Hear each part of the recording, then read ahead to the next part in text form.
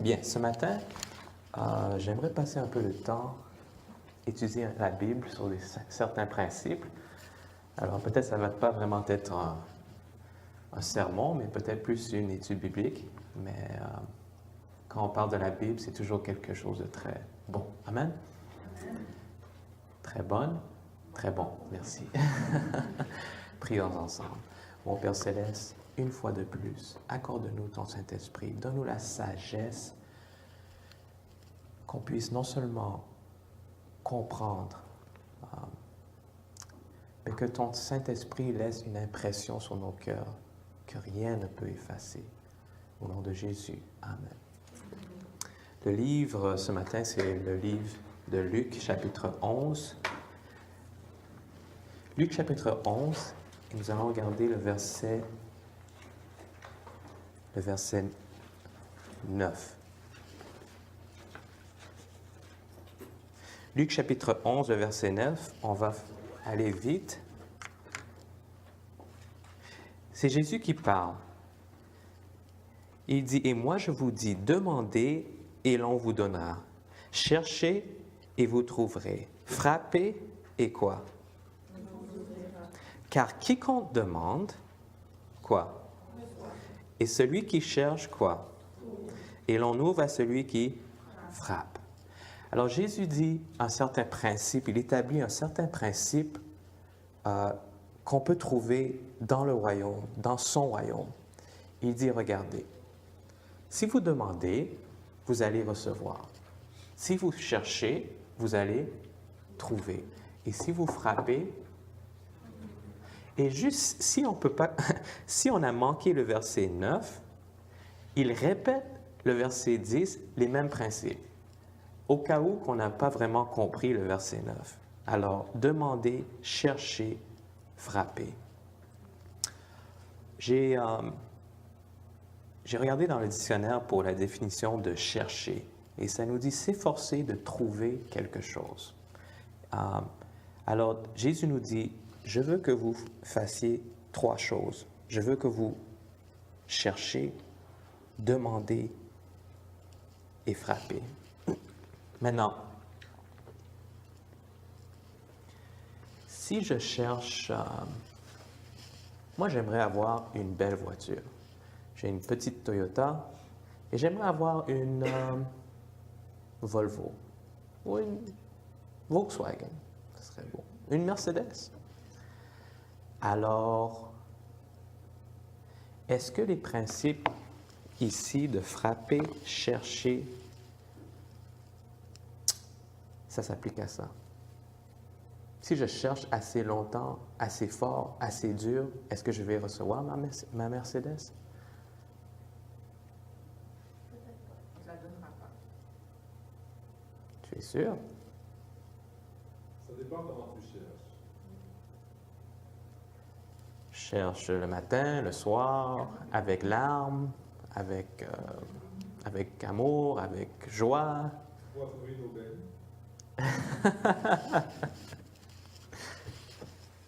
Parce que je pense que c'est très important de savoir que le langage que Jésus utilise, c'est un langage, je ne suis pas bon dans les langues, mais c'est un définitif peut-être, c'est un langage absolu. Alors, ce n'est pas que chercher et peut-être vous allez trouver, dépendant si la situation ou si vous êtes assez spirituel ou si, non, cherchez et vous allez trouver. C'est aussi simple. Et vous trouverez. Alors, si je cherche pour une Mercedes, je vais trouver ma Mercedes. Amen?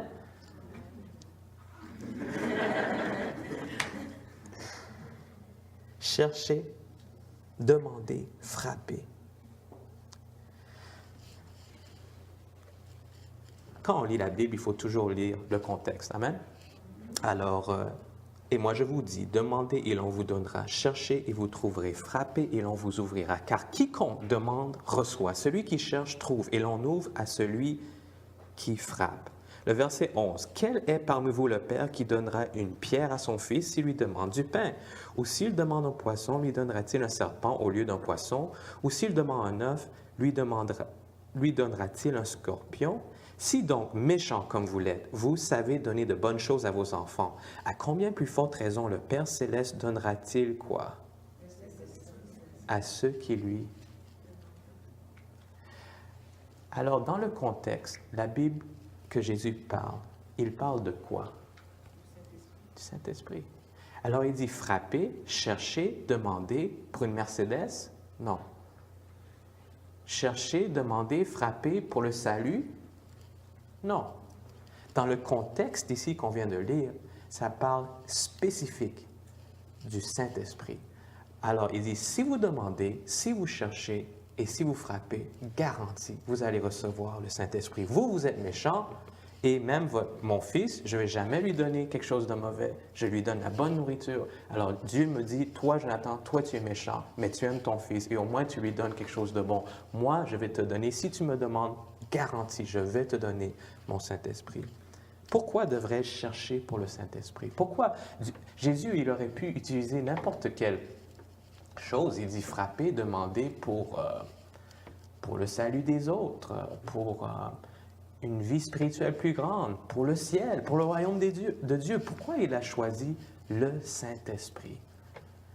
Pourquoi devrais-je chercher le Saint-Esprit? Il y a je pense qu'il y a de nombreuses raisons pourquoi Jésus a dû dire ça, mais je veux que vous tourniez à Actes chapitre 1, le verset 8. On va faire l'accent sur deux raisons que moi j'ai trouvées qui m'ont impressionné que dans la Bible, pourquoi Jésus aurait dit qu'il faut demander, frapper, chercher pour le Saint-Esprit. Actes chapitre 1, le verset 8. Ça, c'est la Pentecôte. Le verset 8, la Bible nous dit, « Mais vous recevrez quoi? Une puissance, le Saint-Esprit survenant sur vous, et vous serez mes témoins à Jérusalem, dans toute la Judée, dans la Samarie et jusqu'aux extrémités de la terre. » Alors, le Saint-Esprit, quand le Saint-Esprit nous est donné, on reçoit quoi? Une puissance. Alors, il y a une puissance qui vient avec le Saint-Esprit. Et cette puissance, ça nous aide à être des quoi? Des témoins. Des témoins. Alors, les témoins, et dans notre quartier, et à Saint-Marie, et jusqu'à les extrémités de la terre. Alors, témoins, comment le Saint-Esprit nous donne la puissance d'être des témoins? Galates chapitre 5, ça c'est un texte qu'on connaît tous, mais allons-y quand même. Galates chapitre 5, et on va regarder le verset 22. Mais le fruit de l'Esprit, c'est l'amour, la joie, la paix, la patience, la bonté, la bénignité, la fidélité, la douceur, la tempérance. La loi n'est pas contre ces choses. C'est le fruit de quoi? L'Esprit. Alors, quand l'Esprit rentre en nous, l'Esprit nous rend aimables. Amen? Nous donne la joie, nous donne la bonté, nous donne la paix et la fidélité, la douceur et la tempérance. Ce sont le fruit de quoi? L'Esprit. Alors, le premier point, c'est que Jésus nous dit, regarde, je veux que vous cherchez, je veux que vous frappez, je veux que vous demandez pour quelque chose. Demandez pourquoi? Le Saint-Esprit. Parce que le Saint-Esprit, quand on reçoit le Saint-Esprit, on a quoi? Du pouvoir, la puissance. La puissance de faire quoi? D'être un témoin. Et le premier point, un témoin, le Saint-Esprit nous donne le pouvoir de vivre une vie chrétienne. Le Saint-Esprit nous amène à avoir le caractère de Jésus. Comment est votre marche avec Dieu ce matin? Vous savez, quand on se rencontre, parfois on se demande comment va le travail? Comment va la famille? Comment va les enfants? Mais combien de fois on s'arrête à l'église et on dit « Hey, Gabriel, ta marche avec Dieu, est-ce que c'est correct? Est-ce que tu es capable de... Tu l'entends te parler chaque jour? Est-ce que tu suis les impressions de son esprit? Est-ce que vous avez grandi quotidiennement dans la grâce ou êtes-vous pas différent que lorsque vous avez appris la vérité. Vous savez, des conférences comme celle-ci, ça peut être comme un point de référence, où on peut dire, OK, c'est déjà 1 an depuis le dernier Jaffa. Et durant cette dernière année, Jésus aurait pu revenir. Durant cette dernière année, est-ce que je suis différent? Est-ce que je suis transformé depuis le dernier Jaffa? Ou est-ce que je suis pareil? Et la manière dont on peut savoir, c'est pas que j'ai plus d'argent ou moins d'argent. Je parle du caractère. Est-ce que je suis plus patient? Est-ce que je suis plus rempli de bonté? Est-ce que le désir de revoir Jésus dans le ciel, le désir est encore plus ardent? Est-ce que j'ai plus d'amour pour les âmes? Est-ce que j'ai plus de courage pour aller sortir et partager ma foi avec quelqu'un d'autre? Ou est-ce que je suis pareil?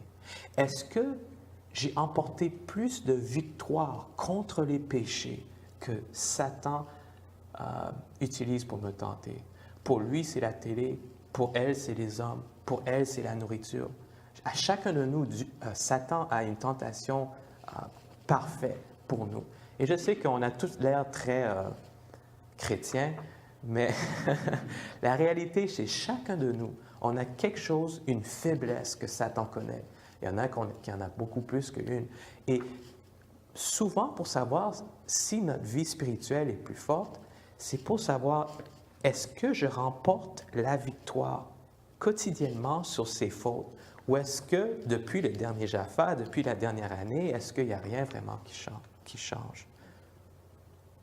Ou peut-être que vous êtes dans une pire situation, parce que maintenant, vous comprenez plus, vous avez plus de lumière, vous avez entendu plus de sermons, mais vous n'êtes pas à la hauteur de la lumière que vous avez reçue. Est-ce que votre vie spirituelle est stagnante, tout simplement en passant par les mouvements? Je fais le culte, dévotion matinale, je vais au travail, aux classes, je vais à l'église, la famille. Vous savez, c'est important de prendre un inventaire spirituel parce qu'il n'y a personne d'autre qui va le faire pour vous. Et si vous ne le faites pas, il arrivera un temps où Jésus revient dans les nuages et ça sera trop tard. Nous ne devons pas désespérer, nous avons besoin de chercher pourquoi? Le Saint-Esprit. Parce que le Saint-Esprit nous donne le pouvoir d'être un témoin en nous donnant le pouvoir de vivre une vie chrétienne. Ici, c'est Review and Herald 1918, ça dit « Quand l'Esprit de Dieu prend possession du cœur, il transforme la vie. Mauvaises pensées sont mises de côté, les mauvaises actions sont renoncées, l'amour, l'humilité et la paix prennent la place de la colère, l'envie et les conflits. La joie prend la place de la tristesse et le visage reflète la joie du ciel. » Une autre citation que j'aime vraiment, ça nous dit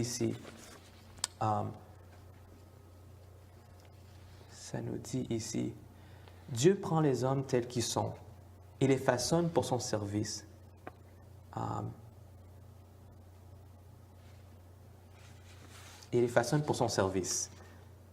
S'ils se soumettent à lui. Quand un âme reçoit l'Esprit de Dieu, toutes ses facultés sont vivifiées.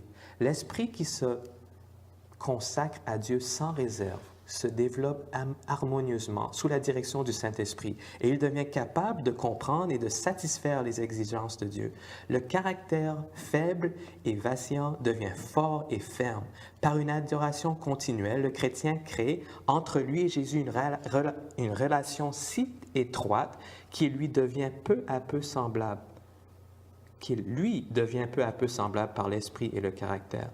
Ses rapports avec le Christ lui donneront des vues toujours plus claires et plus larges. Il acquérera un discernement plus pénétrant, un jugement mieux équilibré. Celui qui désire se mettre au service du Christ est tellement vivifié par la puissance du soleil de justice qu'il porte à la gloire de Dieu des fruits abondants. Jésus nous dit, cherchez, demandez, frappez. Mais frappez, pas pour avoir une Mercedes, pas pour avoir plus d'argent, pas pour avoir moins de stress. Je veux que vous frappez spécifiquement pour le Saint-Esprit.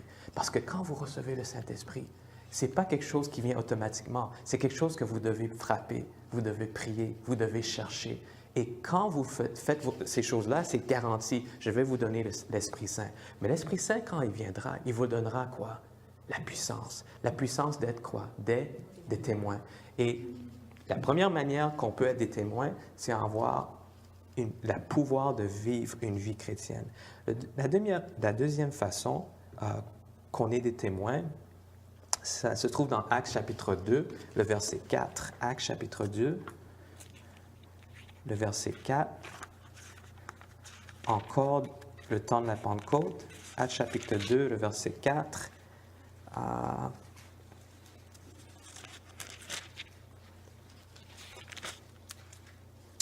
La Bible nous dit, « Et ils furent tous remplis du Saint-Esprit et se mirent à parler en d'autres langues, selon que l'Esprit leur donnait de s'exprimer. » Le verset 37, alors ils sont en train de parler avec d'autres langues, ils sont en train de prêcher l'Évangile. Le verset 37, après avoir entendu ce discours, ils, c'est les multitudes, eurent le cœur vivement touché et ils dirent à Pierre et aux autres apôtres, « Hommes, frères, que ferons-nous? » Et Pierre leur dit de se repentir. Et le verset 41, « Ceux qui acceptèrent sa parole furent baptisés, et en ce jour-là, le nombre des disciples s'augmenta d'environ combien?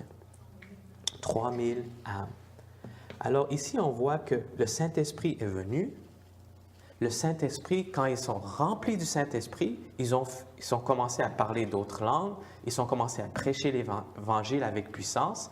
Et à cause de ça, c'est comme si moi, je peux me tenir debout devant vous et je peux prêcher. Et vous pouvez écouter, et OK, c'est bien. Mais si je me tiens devant vous, après qu'il y a des gens qui prient, et moi aussi, j'ai passé du temps en prière, et le Saint-Esprit est là en puissance. Ça peut être le même sermon, mais les résultats vont être complètement différents. Je me rappelle, j'étais dans une église à Toronto, et j'ai prêché un sermon, et les bébés, ça pleurait, les gens se levaient. Et après, j'essayais de prêcher. Et j'avais prié, mais probablement pas assez. Et à la fin, les gens sont contents et ils s'en vont. Le même sermon, j'ai prêché quelque part d'autre. C'est une conférence de jeunes. Ils avaient la prière 24 heures sur 24. Ils priaient, tout. Incroyable. À la fin du sermon, j'ai fait un appel. Les gens viennent. Il y a des gens qui ont décidé de se baptiser. Le même sermon. Mais la différence, c'est la puissance du Saint-Esprit qui vient pour convaincre, nous donner la puissance pour travailler pour Dieu. Alors, le Saint-Esprit nous donne le pouvoir de vivre une vie chrétienne, mais le Saint-Esprit aussi nous donne le pouvoir de faire l'œuvre de Dieu ou de travailler pour lui.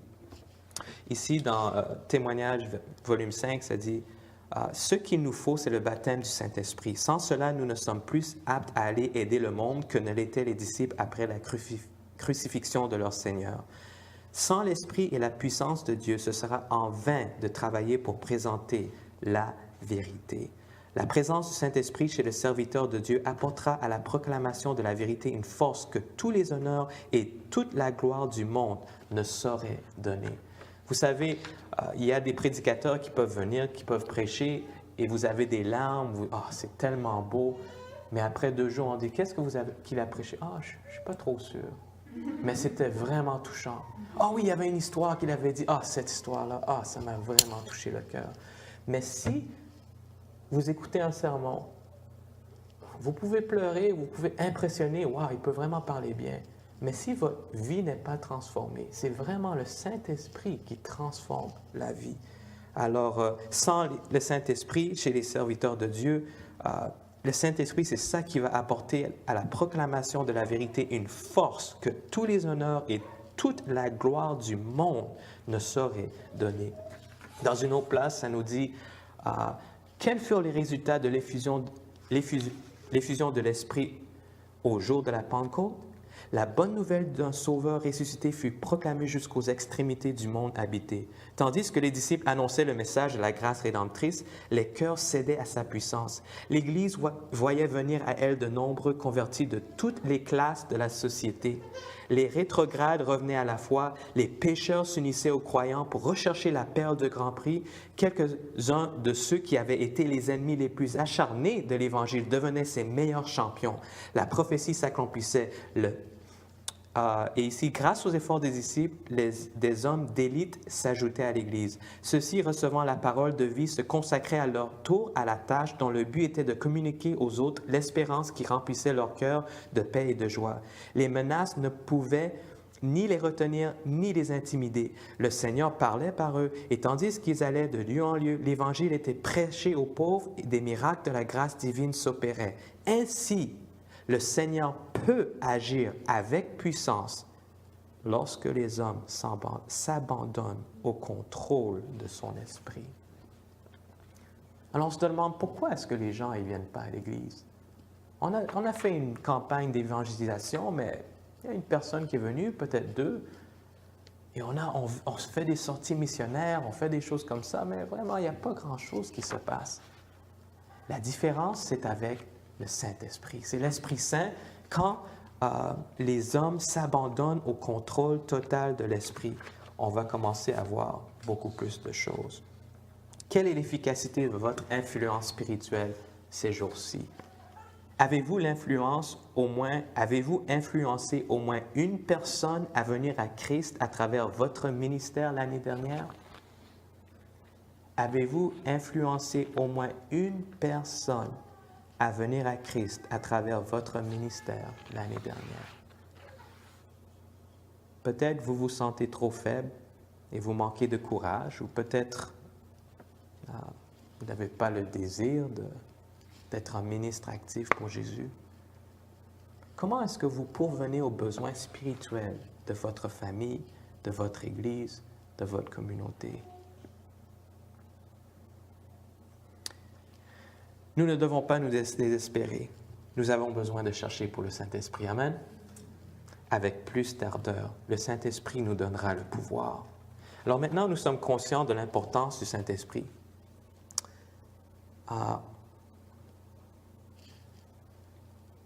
On va récapituler. C'est bon?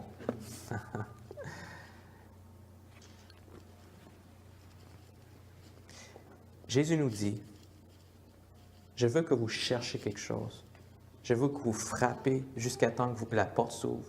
Et je veux que vous demandez. Mais ce n'est pas pour une Mercedes, ce n'est pas même pour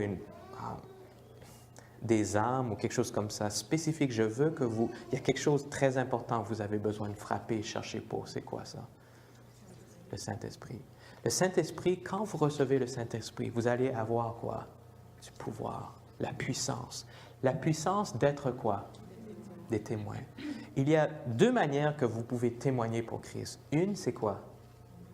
Une vie chrétienne. La deuxième façon, c'est de travailler pour Dieu. Une vie chrétienne et travailler pour Dieu. Alors, quand on demande pour le Saint-Esprit nous donne la puissance. Le Saint-Esprit nous donne la puissance d'être des chrétiens dans notre cœur, d'être des chrétiens consistent, continuels, constants, d'être des chrétiens qui augmentent dans leur vie spirituelle. Alors, ce n'est pas quelque chose que moi je peux faire tout seul, ce n'est pas quelque chose qui se passe juste en venant à l'Église ou juste simplement en étudiant ma Bible. Ça se passe seulement quand le Saint-Esprit vient en moi. Mais le Saint-Esprit ne vient pas en moi si je ne passe pas du temps en prière, en demandant pour le Saint-Esprit. Cette année ou l'année passée, combien de temps avez-vous passé pour prier pour le Saint-Esprit? On prie pour maman, papa, les enfants, on prie pour la femme, le mari, on prie pour le travail, on prie pour l'argent, Seigneur, s'il te plaît, on prie pour ce gars-là qui tombe sur les nerfs et vraiment, Seigneur, change-le. On prie pour les âmes, gloire à Dieu, on prie pour... Mais combien de temps avez-vous vraiment passé priant pour l'infusion du Saint-Esprit? Je ne parle pas juste d'une phrase dans votre prière qui dit « Et Seigneur, remplis-nous Saint-Esprit » et da da da da da da da da da. Je vous parle sincèrement de passer des minutes, peut-être des heures à prier juste pour l'infusion du Saint-Esprit. Combien de temps? Ce n'est pas une réponse que vous devez me dire, mais un inventaire spirituel est très important. Le Saint-Esprit nous donne le pouvoir d'être des témoins pour Christ. Ça nous donne le pouvoir de vivre une vie chrétienne. Le Saint-Esprit nous donne le pouvoir de faire le travail de Dieu. Comment recevoir l'Esprit Saint? Chercher, demander, frapper. C'est des termes qui nous pointent tous vers la prière. Alors, c'est très simple, tellement simple. Mais je pense qu'on a souvent oublié ce que Dieu veut nous enseigner. Alors, ici, on a prié. Quand on prie pour le Saint-Esprit garantie nous est donné. Parce que Dieu dit, si vous êtes méchants, vous donnez des bonnes choses à vos enfants, garantie, je vais vous donner mon Saint-Esprit. Alors, on prie, on reçoit le Saint-Esprit. Le Saint-Esprit nous donne le pouvoir d'être des chrétiens. Et le Saint-Esprit nous donne le pouvoir de travailler pour Dieu. Alors, je suis un peu timide, le Saint-Esprit me donne le courage de parler pour lui. Je ne sais pas comment expliquer ma foi, le Saint-Esprit me donne l'habilité d'être capable de communiquer avec les autres. Je ne peux pas comprendre vraiment la Bible, je trouve ça plate. Le Saint-Esprit ouvre mon esprit pour que je puisse comprendre la Bible non seulement, mais aussi les enseigner aux autres. Alors, au lieu, si je ne comprends pas la Bible, de regarder à Wesley et dire « Wesley, je ne comprends vraiment pas la Bible, c'est toi vraiment qui es mon Saint-Esprit. » Non, le Saint-Esprit est là pour une raison. Le Saint-Esprit, c'est lui qui va me donner la compréhension, qui va me dire « Oh, toi, tu es un colporteur. Oh, c'est toi qui peux m'enseigner vraiment comment frapper aux portes. » Non, c'est le Saint-Esprit qui va te donner le courage. Ce n'est pas le colporteur. Et alors qu'on a le pouvoir de Dieu de vivre vraiment une vie chrétienne, là, on commence à voir une différence dans notre vie spirituelle. On commence à avoir la victoire, on commence à avoir la joie, on commence à avoir une expérience qu'on n'a jamais eue avant. On commence à voir des gens venir à Dieu, pas à cause qu'on a de la puissance de nous-mêmes, mais parce qu'on a passé du temps en priant pour le Saint-Esprit. Pas de victoire dans la vie chrétienne parce que tu n'as pas de pouvoir. Tu n'as pas de pouvoir parce que tu n'as pas d'esprit. Tu n'as pas d'esprit parce que tu ne passes pas assez de temps en prière pour le Saint-Esprit. Je vais finir avec quelque chose de très simple. Ici, j'ai 2 verres, un verre d'eau. Et ça, ce verre-là, c'est Wesley. Il est vide. Et c'est un beau verre. Wesley est un beau gars. Puis, ouais, il est propre. Wesley a pris sa douche, je pense. Alors, c'est comme Wesley. C'est un beau verre, on peut admirer, ça fait un peu de bruit. Mais il est là. Complètement inutile. Juste vide. Vous savez, il fut un temps où je pensais que prier pour le Saint-Esprit, c'était comme allumer ou éteindre une lumière. C'est comme je prie et clic, la lumière s'allume, j'ai le Saint-Esprit. Mais le plus de temps qu'on passe dans la parole de Dieu, le plus qu'on voit des termes comme « rempli du Saint-Esprit ». C'est un terme de verbe, remplir. Et si tu étudies la vie des gens qui ont été remplis par le Saint-Esprit, vous allez voir que ce n'est pas quelque chose où on se lève le matin et on prie pour le Saint-Esprit et bam, là on peut faire des choses incroyables. Juste le temps de la Pentecôte, ça a pris 3 ans avec Jésus et même après 3 ans, ça a pris 40 jours dans une chambre haute, de prier, de confesser leurs péchés, de chercher Dieu, de prier pour le Saint-Esprit. Jésus leur a dit, vous priez pour le Saint-Esprit. Alors, ça prend 40 jours, ça prend une préparation, même avant de se rendre une réalisation qu'on doit prier pour le Saint-Esprit. Et après 40 jours, là, le Saint-Esprit vient et est déversé sur eux. Alors, c'est pas comme... C'est pour ça, je sais que tout ce que j'ai présenté ce matin, probablement, vous savez. Mais je veux faire l'emphase sur cela à ce moment-ci. C'est que le Saint-Esprit, être rempli par le Saint-Esprit, is proportionate. Est proportionnel du montant de temps que nous prions pour le Saint-Esprit. Êtes-vous avec moi? Alors, si je pense que c'est comme une lumière que j'allume, alors je peux dire, Jésus, sois avec maman, papa, remplis-nous du Saint-Esprit, amen. Tic! La lumière fonctionne, ok, j'ai la puissance Saint-Esprit, maintenant je vais vivre pour Jésus aujourd'hui. Et là, je me demande pourquoi les tentations que Satan m'emmène, parfois j'ai la victoire, parfois j'ai pas de victoire. Je me demande pourquoi je m'assis sur l'autobus, mais je suis pas vraiment capable de partager avec cette personne. Je me demande pourquoi j'ai pas de puissance. Et je dis, Seigneur, peut-être je dois étudier plus ma Bible. Peut-être je dois prier plus. Oui, prier, c'est bon. Étudier la Bible, c'est bon. Mais Jésus nous dit, il y a quelque chose de spécifique qu'il faut prier pour. Il y a beaucoup de choses qu'il faut prier. Mais si vous voulez la puissance, c'est le Saint-Esprit qui va nous donner cette puissance-là. Alors, j'ai commencé à réaliser que le Saint-Esprit, c'est un peu comme de l'eau. Ou ça, c'est Wesley. Et lui, il dit, sois avec maman, papa, les enfants, ma femme, et donne-moi le Saint-Esprit. Amen. Et là, il s'en va pour la journée. Et Dieu lui a pardonné ses péchés. Quand Jésus le regarde, il voit un homme transformé parce qu'il a prié pour la grâce de Dieu, il a prié pour le pardon et tout. Alors, c'est un homme, par la grâce de Dieu, soumis sous l'influence de Dieu. Mais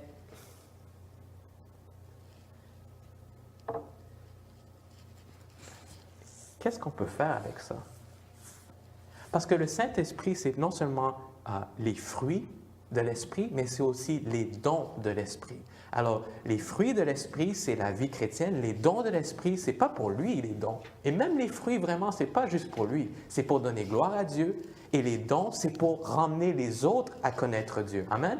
Alors, s'il il a juste un peu de l'Esprit, il a soumis tout ce qu'il peut, mais peut-être il n'a pas passé assez de temps en prière pour soumettre le moi et recevoir l'Esprit. Alors, là, il va, et l'eau, c'est bon. Quelqu'un a soif. Nous vivons dans un monde où les gens, ils ont soif pour quelque chose. Si quelqu'un vient à ma maison, Wesley vient chez moi et dit, est-ce que je peux avoir un verre d'eau? Oh, bien sûr, et je lui donne ça. J'ai été à plusieurs maisons. Je n'ai jamais reçu ça d'eau. Jamais. Quand les gens me donnent de l'eau, ils me donnent toujours ça. Amen? Toujours. S'ils me donnent ça, c'est une insulte. C'est une blague. Pourquoi tu me donnes juste ça? OK, j'ai fini.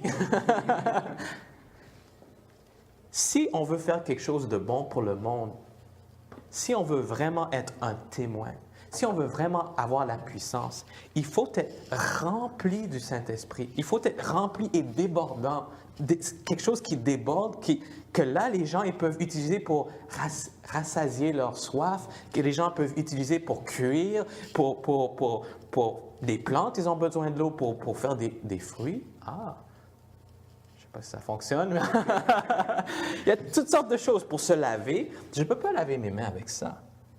Mais avec ça, on peut se laver. On peut aider les autres à se laver.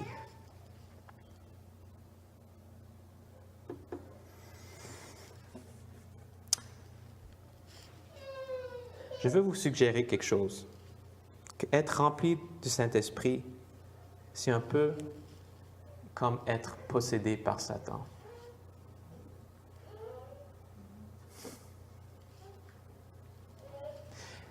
Les gens qui sont possédés par Satan, ce n'est pas quelque chose qui arrive comme ça. Tout péché, quand on va lire quelque chose comme la personne qui a coupé l'autre gars, qui a envoyé ses parties partout, il est allé en Europe, Magnota, c'est son nom?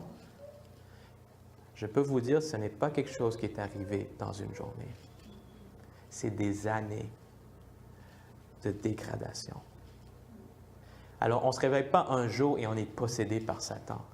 C'est des années de ne pas écouter et de ne pas écouter, de rejeter consciemment, rejeter, et Satan prend de plus en plus possession de l'âme, jusqu'à temps qu'il y a une place où on fait des choses où on n'aurait jamais imaginé. Mais ça n'arrive pas dans une journée, ça prend des années. Et vous savez, le Saint-Esprit, c'est la même chose. C'est sûr que quand nous demandons pardon, on est justifié, on est pardonné. Mais la sanctification, c'est un travail d'une vie. Alors, le Saint-Esprit nous donne, oui, on est purifié, on est pardonné, on est tout, mais d'avoir de plus en plus d'efficacité, de plus en plus de pouvoir pour travailler pour Dieu, de refléter son caractère, c'est quelque chose qui est continuel. Et même quand nous irons au ciel, c'est quelque chose qui va continuer, qu'on n'aura plus de péché, mais d'année en année, on va refléter encore plus et plus et plus le caractère de Dieu. Il y a toujours des opportunités d'être encore plus transformés à l'image de Dieu, d'être plus en plus remplis par l'Esprit Saint.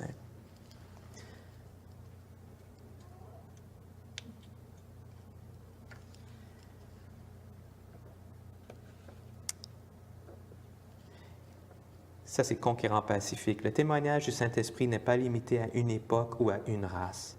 Le Christ a promis que cette divine influence serait avec ses disciples jusqu'à la fin du monde. Depuis le jour de la Pentecôte jusqu'au temps actuel, le Consolateur a été envoyé à tous les hommes qui se sont consacrés au service de Dieu. Et à tous ceux qui ont accepté Jésus comme leur sauveur personnel, le Saint-Esprit a été donné comme conseiller, comme moyen de sanctification, comme guide et comme témoin.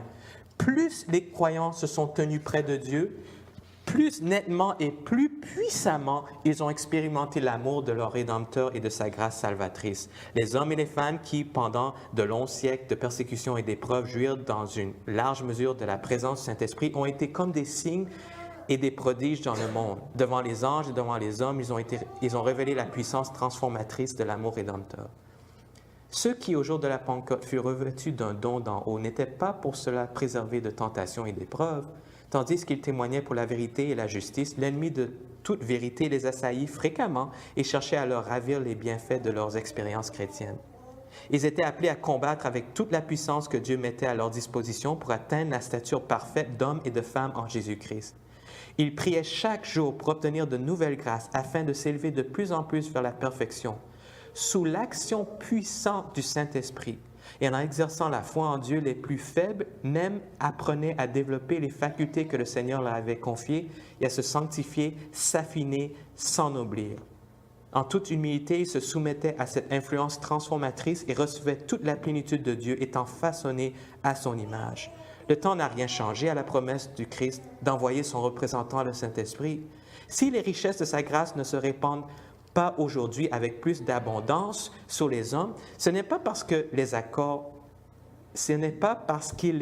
avec parcimonie. Si l'accomplissement de la promesse n'est pas visible comme elle devrait l'être, c'est parce que celle-ci n'est pas appréciée à sa juste valeur. Tous seraient remplis du Saint-Esprit s'ils le voulaient. Partout où le besoin de l'Esprit est méconnu, on constate une sécheresse spirituelle, des ténèbres, le déclin et enfin la mort. Bien qu'offerte avec une infinie plénitude, la puissance divine nécessaire au développement et à la prospérité de l'Église reste déficiente chaque fois que les sujets secondaires occupent l'esprit. Je finis avec cela et ça dit ici. Puisque nous pouvons recevoir la puissance d'en haut, pourquoi n'avons-nous pas faim et soif du don du Saint-Esprit? Pourquoi n'en parlons-nous pas et ne prions-nous pas pour l'obtenir? Pourquoi ne prêchons-nous pas sur ce sujet? Le Seigneur est cependant plus disposé à nous l'accorder que le sont les parents de donner des bonnes choses à leurs enfants.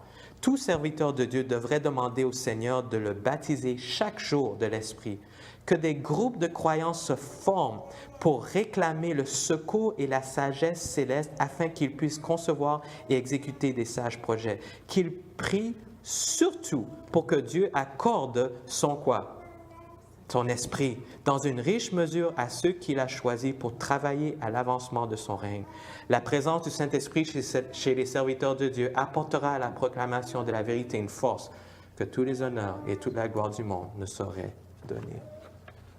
Alors le message, c'est très simple ce matin. Ce n'est pas quelque chose de très compliqué. Ce n'est même pas un sermon, c'est juste une étude pour nous aider à nous rappeler.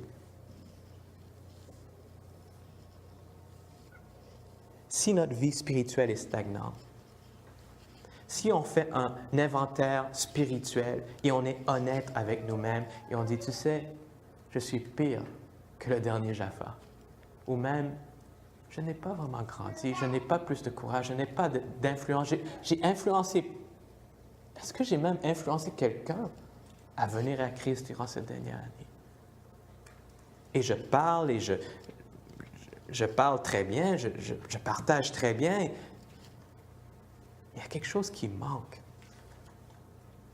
Si je n'ai pas de puissance, c'est à cause que je n'ai pas de quoi? Saint-Esprit. Et si je n'ai pas de Saint-Esprit, c'est à cause que je n'ai pas passé de temps en prière pour le Saint-Esprit. Le message est très simple ce matin. Frères et sœurs, je ne crois pas qu'on est sauvé par works, les œuvres. On est sauvé par quoi? Par la grâce, par la foi. Mais je veux être vraiment ouvert avec vous. Que si vous n'avez pas dédié du temps spécifique et assez de temps en prière, non seulement pour se soumettre le moi à Dieu, mais pour prier pour la puissance du Saint-Esprit, il n'y a rien qui va changer dans votre vie. Oui, vous allez à l'église, vous allez avoir des moments, oh wow, des moments où vous êtes plus proche de Dieu. Et après des moments, oui, on prie, oh wow, après on va à Jaffa, après on va à GYC, puis après ça descend. Mais si vous êtes honnête avec vous et on regarde vraiment l'influence que j'ai, la victoire contre les péchés, les tentations spécifiques que Satan a pour moi, cela va vous dire si vous êtes transformé ou non. Ce n'est pas des expériences comme ça. Parce que des expériences comme ça, souvent, ça indique que votre expérience est vraiment comme ça ou même comme ça.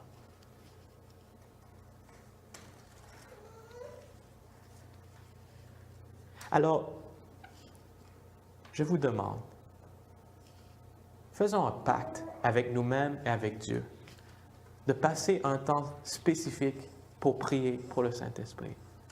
Je ne suis pas sauvé par les œuvres, je ne suis sauvé par la grâce, la foi en Dieu. Mais si je ne passe pas du temps, peut-être des œuvres spécifiques, à me soumettre à Dieu et passer du temps pour être rempli pour le Saint-Esprit, rien ne changera dans ma vie. Prions ensemble. Seigneur Jésus, tu as tant fait pour nous. Tu es venu mourir pour nous.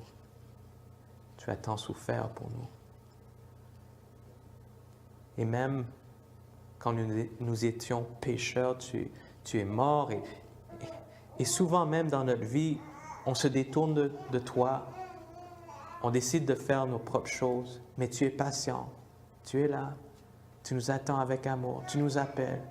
Ton cœur est blessé. Mais tu as cet amour, cette patience. Incroyable. Seigneur, tu nous as accordé le don du Saint-Esprit. Qu'on n'a pas d'excuse. Parce que si on est rempli par ton esprit, tu nous as dit qu'on peut avoir la puissance de vivre une vie chrétienne, la puissance de travailler pour toi, la puissance d'être tes vrais témoins. On peut avoir la victoire, on peut être transformé, non seulement une fois ou deux fois, un week-end ici et là, non, mais continuellement, constamment. Seigneur, on te demande, aide-nous à consacrer du temps chaque jour en prière, pour prier spécifiquement pour l'infusion de ton esprit dans nos vies. C'est ça qu'on fait, le pacte avec toi maintenant. On te dit, c'est ça qu'on veut faire. Mais même de prendre ce temps-là, on ne peut même pas faire ça. On est si faible. Tu nous as promis de nous aider, alors aide-nous à prier.